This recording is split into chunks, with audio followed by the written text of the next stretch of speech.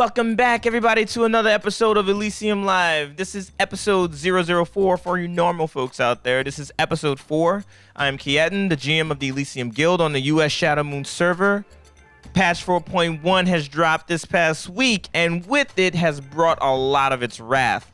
The wrath of disconnects and long load times, the wrath of the new dungeons, which seem to be pretty difficult for some, and just a wrath of a lot of other things not going properly. But with that, it brought some great things. It brought the new guild changes. It has brought the guild finder, guild challenges.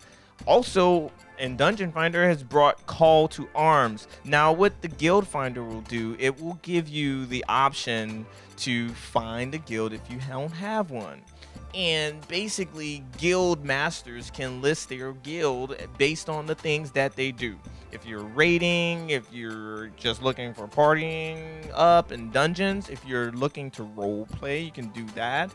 Which, all right for those people that do that. I'm a hardcore PvE raider, and I do some PvP stuff on the side. So, yeah, not quite my style, but hey, who knows? I might try it one day. But anyway, the new dungeons are really cool, really tough for some of those pugs. I pugged a few trying to do call to arms as tank, and that didn't turn out so well. And also healing seemed to be extremely difficult, mainly because on the first boss in Shadowmoon, there is the debuff that goes out and it spreads the closer you're grouped up. And it also does 25% more damage from magical attacks. And that made it pretty difficult for me to heal in there on my Holy Pally. It just was really difficult cleansing everyone who was not playing by the rules and doing those strategy properly. And also, it brings the time runs. Don't forget about the time run in there in Shadowmoon. You can get the new Amani War Bears. Not the one that's previous, but it's the new one. And I kind of like the old one better. So yeah, even though we can get the new one, yeah, so what? Also, Zul'Gurub, very difficult, very long. It reminded me of these old days when I was leveling up for the first time.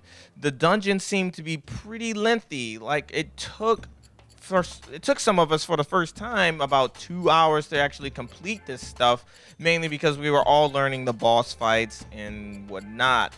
And once you get the swing of things, it doesn't seem to be that bad. But, you know, it can be. But going back to the raids, there have been some changes in the raids. Lairye has been changed. Oh my goodness, right? Okay, a lot of those people who had problems with Arcane Storm, you shouldn't have any problem anymore. He now does a wind-up ability, which has a cast bar, and then he goes into casting his Arcane Storm. It's easy now. You should not mess up on that, even though some people tend to still mess up. But with that, in this week's Shadowmoon, the progression has been kind of sluggish for the most part.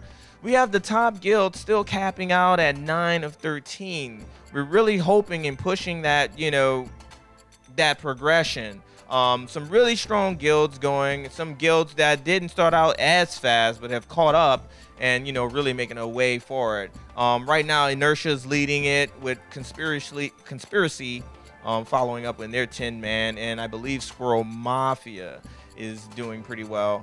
And don't forget the Horsemen. They're also doing pretty well, pretty strong in progression. Elysium, we're hanging in there, trying to make it all work. We had a little turnover, but we're going to try to come back. And everyone, I'm going to make this short and sweet and wrap it up. That's it for this week of Elysium Live episode 4. Continue to join us next week when we have yet another video. We're going to be talking more about patch 4.2 and what's going to be included.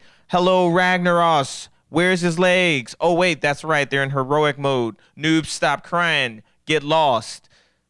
But with that, folks, I'm going to see you later. Peace.